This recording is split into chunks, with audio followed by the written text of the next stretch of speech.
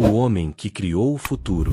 Vida e obra de Casimiro Montenegro Filho. Na primeira metade do século XX, o avião encurtou distâncias e alargou horizontes graças à coragem e ao espírito aventureiro de vários heróis, em várias partes do globo. Vamos contar nestas páginas a vida e a obra de um deles, um grande brasileiro que sonhou, acreditou no sonho e trabalhou muito para transformar nosso país em um grande centro aeroespacial. É graças a ele, e a muitos outros, que hoje temos condições de exportar aviões para todo o mundo. A vida desse brasileiro nos dá várias lições.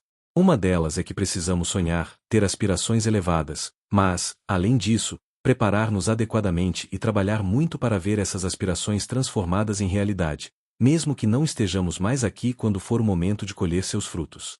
O nome de nosso personagem é Casimiro Montenegro Filho, e para contar a sua fascinante história vamos iniciar com um marco na trajetória da aviação mundial, realizado por outro grande brasileiro que também acreditava em seus sonhos e nos resultados da boa preparação e do trabalho intenso. O grande desafio. No ano de 1883, aos 10 anos, o menino Alberto Santos Dumont gostava de passear e brincar na enorme fazenda de café de seu pai, no interior de São Paulo. Dotado de um espírito aguçado, adorava livros de ficção, principalmente do francês Júlio Verne, nos quais, entre muitas imagens fantásticas, chamavam-lhe a atenção as de máquinas voadoras, que desde aquela época ficaram gravadas em sua mente fértil. Aos 18 anos, Santos Dumont foi morar em Paris, onde logo se dedicou a diversos estudos, com destaque para a pilotagem de balões. Em 1898, fez sua primeira ascensão num balão, voando 2 horas com 2 famosos balonistas. Pouco depois, encomendou e orientou a confecção do menor balão até então feito, o Balão Brasil, com o qual ganhou os ares de Paris e deslumbrou a população. Até aquele momento, os balões voavam de acordo com as correntes de ar. Depois do êxito do Balão Brasil, Santos Dumont passou a estudar como se poderia dirigir um balão. Empenhou-se então na construção do dirigível No. 1, de forma alongada, feito com seda japonesa e tendo motor a gasolina para acionar uma hélice. Era ainda o ano de 1898, e o brasileiro pôde voar sobre os telhados da cidade tanto contra como a favor dos ventos. Com isso, Santos Dumont foi o pioneiro da dirigibilidade dos balões. A virada do século era marcada por grandes invenções e descobertas. Alinhado com essa tendência, em 1900 um rico industrial de Paris lançou um desafio. Ofereceu um prêmio de 100 mil francos para o primeiro aeronauta que, saindo de determinado local, desse uma volta na Torre Eiffel e retornasse ao ponto de partida em 30 minutos, percorrendo um trajeto de 11 quilômetros. Após ter construído vários modelos e ter feito muitas experiências, e mesmo sofrido acidentes, na manhã de 19 de outubro de 1901, a bordo de seu dirigível No. 6, foi Santos Dumont quem venceu o desafio. Os parisienses, em delírio, jogavam seus chapéus para o alto, aclamando aquele histórico e audacioso feito, um grande marco na história da conquista dos ares. O dia da consagração. 5 anos depois, em outubro de 1906, enquanto, na cidade de Fortaleza, um menino chamado Casimiro Montenegro completava 2 anos, na agitada Paris Santos Dumont realizava um feito ainda maior. A bordo do depois famoso 14 bis, saía do campo de Bagatelle e, num voo de 82 metros de extensão, a uma altura de quase 3 metros, provava ser possível decolar, voar e pousar com uma máquina mais pesada que o ar. Novamente, uma multidão empolgada o aclamava, e com muita razão. O 14 bis era de fato o primeiro aeroplano a levantar voo por meios próprios, sem a impulsão de catapulta ou a ajuda do vento. Alguns dias depois, o jornal francês L'Illustration estampava em sua primeira página, um minuto memorável para a história da navegação aérea mundial. O voo do 14 bis, um passo decisivo na conquista dos ares, determinaria profundamente a vida do menino Casimiro. Os sonhos se encontram no AR. Em 1918, anos depois de seus grandes feitos em Paris, Santos Dumont publicou um livro chamado O que eu vi e o que veremos, que muito influenciou a nascente indústria aeronáutica em todo o mundo. Nele, o pioneiro da aviação já se preocupava com a formação de engenheiros aeronáuticos no Brasil. A introdução da obra dizia: "Estas notas são dedicadas aos meus patrícios que desejarem ver nosso céu povoado pelos pássaros do progresso. É tempo, talvez, de se instalar uma escola de aviação em um campo adequado. Não é difícil encontrá-lo no Brasil. Nós possuímos para isso excelentes regiões planas e extensas, favorecidas por ótimas condições atmosféricas. Os alunos precisam dormir próximos à escola, ainda que, para isso, seja necessário fazer instalações adequadas. Penso que, sob todos os pontos de vista, é preferível trazer professores da Europa e dos Estados Unidos, em vez de para lá enviar alunos. Na época do lançamento deste livro, Casimiro já tinha se transformado num adolescente e estudava em Fortaleza. Mas ele só veio a ler estas páginas de Santos Dumont muitos anos mais tarde. Uma vocação definida.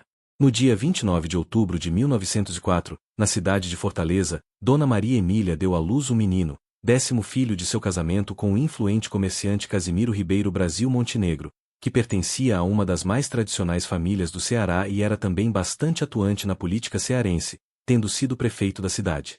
O menino recebeu o nome de Casimiro Montenegro Filho. Casimiro perdeu sua mãe ainda muito cedo, com 10 anos, e seu pai casou-se novamente, vindo a ter mais 5 filhos com a nova esposa. Mimiro, como era carinhosamente chamado pequeno Casimiro, desde cedo afirmou que um dia seria aviador. Após cursar o grupo escolar, prestou exame de admissão para o Colégio Estadual Liceu do Ceará. Nesta época, sua vocação para a aviação se fortalecera e Casimiro se decidia por estudar engenharia. Como o liceu não possuía um curso nesta especialidade, decidiu seguir a carreira militar. Assim, em 1923, aos 19 anos, ingressou na consagrada Escola Militar do Realengo, no Rio de Janeiro. Um ano depois, Montenegro regressou a Fortaleza numa viagem de férias e causou espanto na sua família. O pequeno Mimiro tinha se transformado num cadete de porte atlético com cabelo à escovinha, e voltava falando de guerras e revoluções. Passados 5 anos de sua ida para o Rio, em 1928, Casimiro tira o seu brevet e se forma com a primeira turma da aviação militar do Exército, um grupo de jovens que iria dar um grande impulso na nascente aeronáutica brasileira. Ao se formarem, sonhavam com a construção de pontes aéreas que unissem os distantes pontos do país. Pois em apenas 3 anos o sonho se tornaria realidade, com a criação do Correio Aéreo Militar, graças à iniciativa e determinação de Casimiro e seu colega Antônio Lemos Cunha. O então tenente Montenegro, como diz uma testemunha da época, era o mais entusiasmado, um grande vendedor de ideias, tinha uma inteligência privilegiada e uma determinação imbatível. Revolução de 1930. No ano de 1930, eclodia a Revolução. Montenegro alinhava-se com o movimento tenentista, que almejava a construção de um país mais moderno, aberto à industrialização e ao progresso. Entusiasmado, ele sai do Campo dos Afonsos, no Rio de Janeiro, com seu colega Antônio Lemos Cunha, e chega ao campo do Prado Mineiro, em Belo Horizonte, para se apresentar ao presidente de Minas Gerais. Da capital mineira e como o único componente da aviação revolucionária, Casimiro fez sozinho várias operações de ataque às forças leais ao presidente da República, Washington Luiz. Mais tarde, ele e Lemos Cunha, em voos rasantes sobre um quartel inimigo, lançaram pacotes de panfletos, com alertas e ameaças. Bravos camaradas! Já mostramos que vos podemos destruir. É inútil vosso sacrifício. A revolução está vitoriosa em todo o país. Rendei-vos. A aviação militar, com a vitória do movimento revolucionário e com a cabeça povoada de ideias e aspirações, Casimiro decide voltar à carreira militar. Correio AREO Nacional. No ano de 1931, Eduardo Gomes, que depois teria papel de destaque na história de nosso país, tinha o posto de major da artilharia e de observador aéreo. É Montenegro, nesta época um experiente instrutor de voo, que ensina Eduardo Gomes a pilotar e o convence a passar para a arma da aviação. Esta sábia decisão rendeu bons frutos, pois, pouco mais tarde, foi com Eduardo Gomes e o tenente Antônio Lemos Cunha que Montenegro propôs a criação do Correio Aéreo Militar, CAN, depois denominado de Correio Aéreo Nacional, o famoso QUEM. Para entender a importância do QUEM basta pensar que os serviços de correio são fundamentais para estabelecer a unidade de uma nação. Com o correio aéreo, esses serviços eram grandemente facilitados, principalmente num país continental como o nosso.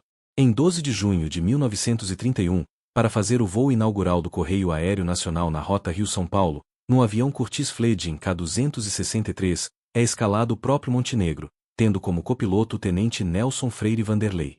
Foi um voo emocionante. Já com o dia escurecendo e o combustível no limite, enfrentando ventos contrários e uma temperatura de 0 grau, sem conseguir achar a rota para o campo de Marte, onde pousariam, os pilotos se veem obrigados a aterrissar o monomotor onde fosse possível, e acabam pousando, no meio do Jockey Club de São Paulo. Atrasados, carregando nas mãos a correspondência, os valorosos pilotos saltam os portões do jockey, que naquele momento estava fechado, tomam um táxi e conseguem chegar à sede dos Correios no horário combinado. Inauguram assim, com sucesso e não sem certa dose de aventura, o serviço do Correio Aéreo Nacional. O começo do sonho.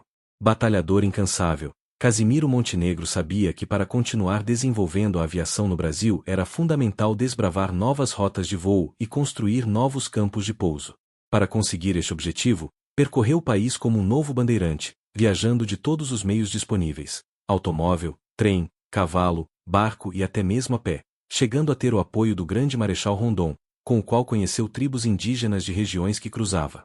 Ao longo de seu caminho, em cada cidade, Montenegro explicava aos prefeitos a importância da construção de pistas, da escolha de locais apropriados, da remoção de obstruções, do balizamento com sinalizadores caiados para uma melhor visibilidade, da demarcação das pistas, etc. Neste período, no Campo de Marte, em São Paulo, foi ele quem construiu a primeira pista de pouso asfaltada do país. Em 1938, apesar de já ter 35 anos, foi em busca de mais um sonho, matriculando-se na primeira turma do curso de Engenharia Aeronáutica no Rio de Janeiro, no qual graduou-se com mérito em 1941.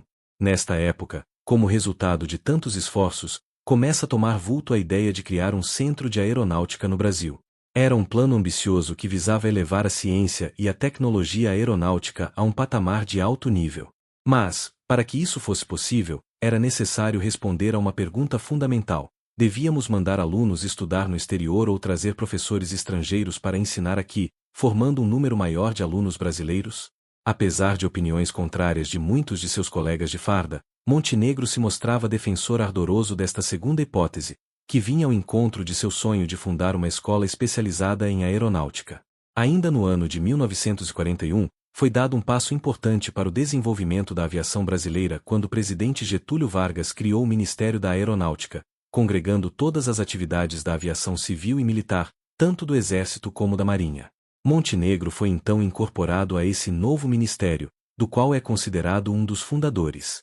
No ano seguinte, a Segunda Guerra Mundial já se alastrava por diversos países, e a entrada do Brasil no conflito despertou a necessidade de nosso país desenvolver uma sólida base técnica para a aviação, como defendia Montenegro. Eis que surge uma grande oportunidade. Ele e outros oficiais deviam ir aos Estados Unidos, buscar um novo avião para o correio aéreo. Aconselhado por um de seus melhores assistentes, Arthur Soares Amorim, que havia se diplomado pelo Instituto de Tecnologia de Massachusetts, um dos maiores centros de tecnologia do mundo, Montenegro resolveu ir a Boston conhecer esse instituto e ficou maravilhado com o que encontrou. Aquela era a instituição que ele sempre sonhara criar no Brasil. O projeto do CTA. Voltando ao Brasil, Montenegro começou a trabalhar arduamente para traçar os planos de seu sonhado projeto e para convencer seus superiores de que não estava tendo alucinações quando ousava afirmar que o Brasil poderia fabricar aviões em série, embora nosso país ainda não fabricasse nem bicicletas.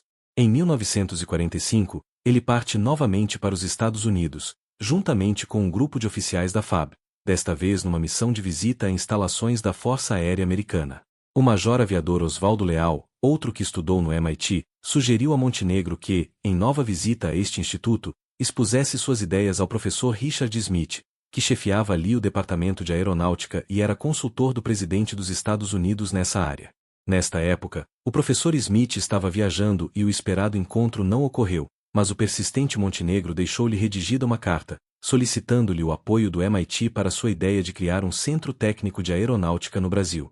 Ao tomar ciência do projeto, o atencioso e entusiasmado professor Smith se oferece a vir ao Brasil, aonde chega em 1945, a convite do Ministério da Aeronáutica e contratado por um período de 6 meses. Aloja-se numa sala ao lado do escritório de Montenegro, e ambos passam a trabalhar no sonhado projeto. Como primeiro passo, põem-se a estudar qual local oferecia as melhores condições para a instalação do futuro Centro Técnico de Aeronáutica, CTA. A escolha de São José dos Campos. Campinas, São José dos Campos, Guaratinguetá e Taubaté se apresentavam como municípios em condições de serem escolhidos para a futura sede do CTA. No final da década de 1940, quando se iniciou a construção do CTA, São José dos Campos tinha cerca de 40 mil habitantes, com a metade da população morando na zona rural, e sua principal vocação era o tratamento de tuberculosos, devido ao seu excelente clima. Mas foi essa pequena cidade que os estudos da comissão encarregada de viabilizar a escolha, chefiada por Montenegro, com a assessoria do professor Smith, indicaram como a única a reunir todos os pré-requisitos indispensáveis para receber a instituição.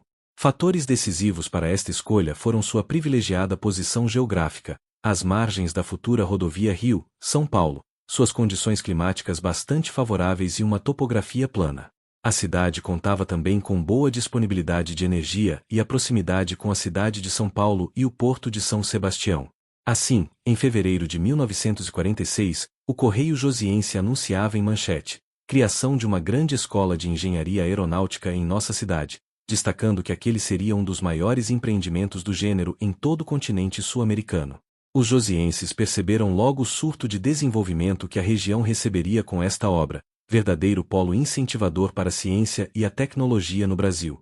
De fato, como consequência direta dessa iniciativa, a cidade veria a criação, em 1961, do Instituto Nacional de Pesquisas Espaciais, o INPE, e, em 1969, da Empresa Brasileira de Aeronáutica, a Embraer.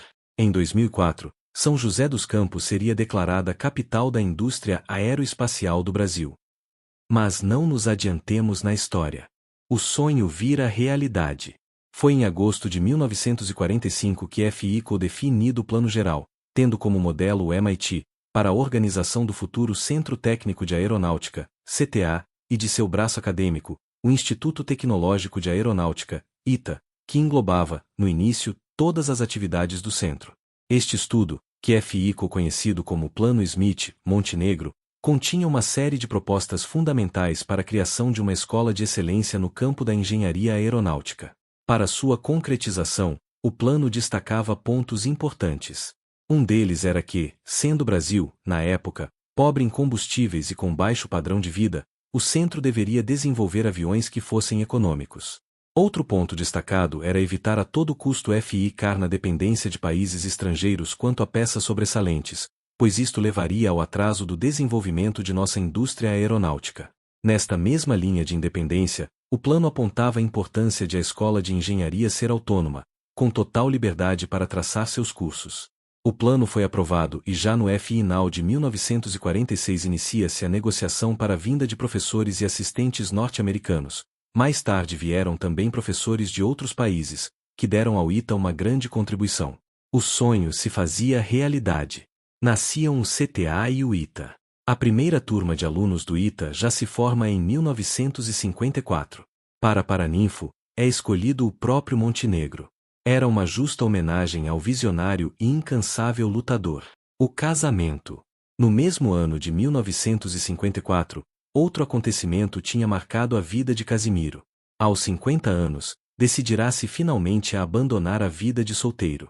Sua esposa, que vivia na cidade de Santos, assistira muitas vezes Montenegro aterrissar seu hidroavião na praia, perto de sua casa, o que era sempre uma atração imperdível para os rapazes e as moças santistas. Numa cerimônia discreta e com poucos convidados, casaram-se no Rio de Janeiro, indo logo morar no CTA, onde Montenegro, promovido a brigadeiro do ar e passando a integrar o seleto grupo de oficiais generais da aeronáutica, exercia a direção geral. Compartilhando os bons e maus momentos, animando e incentivando, Maria Antonieta se mostrou a companheira de que Montenegro precisava. Da feliz união nasceram 5 filhos. Os tempos no ITA foram os mais felizes de nossas vidas.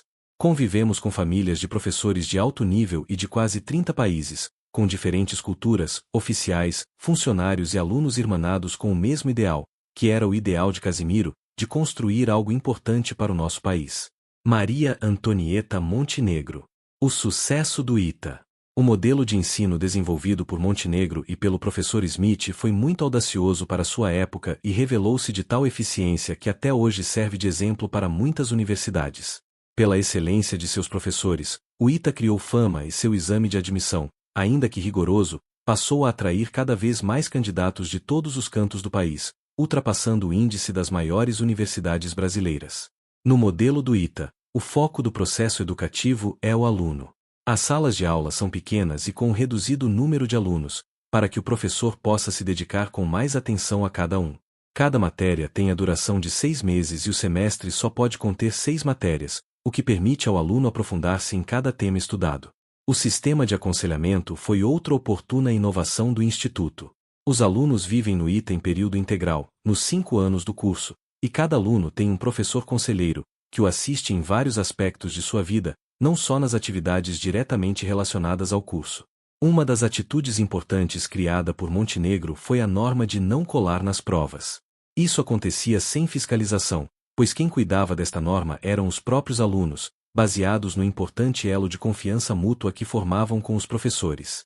O aluno que fosse pego colando corria o sério risco de ser desligado do curso. As lições que Montenegro deixou de sempre inovar, pesquisar e criar renderam bons frutos. O ITA foi pioneiro em diversas áreas, como nas telecomunicações, no uso do álcool como combustível, na utilização de reator nuclear em pesquisas e na construção do primeiro computador brasileiro. A destruição de Montenegro. O jovem Osiris Silva tinha se formado com brilho em engenheiro aeronáutico e se aproximado de Montenegro. Gostava de conversar com ele, pois considerava cada diálogo como um aprendizado. Num dia de fevereiro de 1965, já como capitão aviador da Força Aérea, Osiris teve a triste missão de voar a Salvador, para onde Montenegro tinha viajado de férias, e lhe transmitir a notícia de seu afastamento do Instituto, antes que soubesse pelos jornais. O fato é que a Revolução de 1964 tinha atingido o ITA, como a quase todas as instituições do país. Montenegro, que em 1964 voltará a ser diretor do CTA, procurara preservar o Instituto, considerando-o como uma ilha dedicada ao ensino e à pesquisa. No entanto, como o ITA envolvia um elevado número de alunos, professores e oficiais, também ali havia opiniões e teses de diversas correntes. Como resultado do tenso momento político, 12 alunos foram desligados, 2 professores afastados, e outros resolveram sair espontaneamente.